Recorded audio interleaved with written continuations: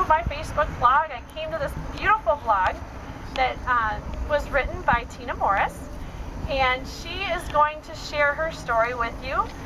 It's more of a story of conversion to get out here for the pro-life movement, so she's going to join us up here. Okay.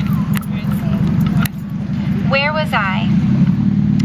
Today, one of my kiddos had a doctor's appointment, and while waiting in the lobby, I met the most adorable little guy and his mama.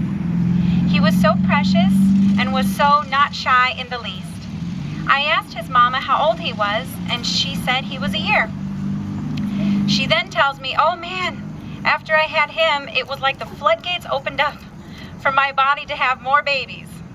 I was a little shocked by her openness and laughed and responded, oh really? She says, oh yeah, I was pregnant with twin girls. I said, wow, really? You have a 1-year-old and twin girls? That's whoa. And before I could even finish saying that's wonderful, she interrupts me and proudly corrects me. Oh no, I was pregnant with twin girls. I had to get rid of that, and she laughed and laughed. I was shocked, silent. I didn't know how to respond to her. I sat silently for a moment, a long, awkward moment, and then said, oh. All I said was, oh. The only thing that came out of my mouth was, oh. I was afraid to say anything else as I glanced over at my own children. I wanted to come right out and ask, oh, you had an abortion? To which, of course, she would have said yes. Then I would have asked her why. But those words weren't coming out of my mouth, just oh. I looked at another mother seated by me who sat there, eyes widened, as she played with her own daughter's braided hair. She looked shocked too. Both of us saying nothing. Both of us obviously shocked by the young mother's unapologetic honesty. I was thankful when the receptionist called us. I didn't even look at her when we passed by. Instead, my head filled with whirling thoughts, heart filled with overwhelming emotion, and eyes filled with tears, I smiled at her little boy, this precious little 1-year-old full of life. On the drive home, I became filled with anger. How can she be so brazen about what she did? She aborted her twin baby girls. For her to know that they were twins and girls meant she had to be pretty far along. She had to have heard their heartbeats. She had to have seen them moving and playing in her womb. Her girls, her 2 baby girls. How does someone do that? And then to talk about it so openly, as if it were just casual conversation, as if she were just changing her mind at the grocery store, putting something back on the shelf. I thought to myself, I know women who have had abortions and now regret that decision. They are crushed and heartbroken by the choice they made to end their precious unborn baby's life.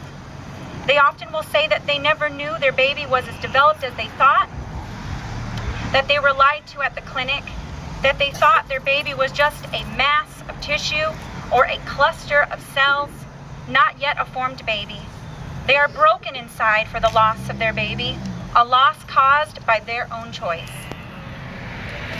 They have gone through post-traumatic stress disorder, depression, and suicidal thoughts, and even attempts. But here is this woman bragging to a waiting room that she got rid of her twin girls. No remorse, no shame. She obviously knew she wasn't aborting a mass of tissue. No, she knew full well that she was ending the lives, not the potential lives, but the actual lives of her 2 baby girls. Why? And she is a mother. She had already given birth to a very healthy and beautiful baby boy. What could cause her to not allow those babies life? I was getting madder and madder the further I drove and the further I thought. I started thinking, I wonder if there were any of those sidewalk counselors there. Was there anyone out there calling out to her, pleading for her children's lives? Was there anyone there speaking up for her children who have no voice? I bet not. I wonder if there had been. Maybe those girls would still be here today. There needs to be more people out there doing that. Where were they? And then it hit me. I heard God say to my heart, "Where were you?" I cried. Where was I? That's the real question. We all want others to get the work done, but where am I? Maybe if I was out there, those twin girls would still be here, or perhaps maybe not. But I will never know because I wasn't there. No more waiting for someone else to do the work. I'm committing myself to being there. I don't know where to start or even what to say, but I know that I can no longer sit safely at home hiding behind my computer, posting pro-life pictures, quotes, and articles on Facebook, Twitter, etc., while wondering where they were. I have to. No, I must get out there and be there. I feel unworthy. I know that I am not capable of changing other people's minds, but God is. I am trusting in Him who is calling me to be there. Rescue those who are being taken away to death. Hold back those who are stumbling to the slaughter. If you say, "Behold, we did not know this," does not He who weighs the heart perceive it? Does not He who keeps watch over your soul know it? And will He not repay man according to his work? Proverbs 24:11-12.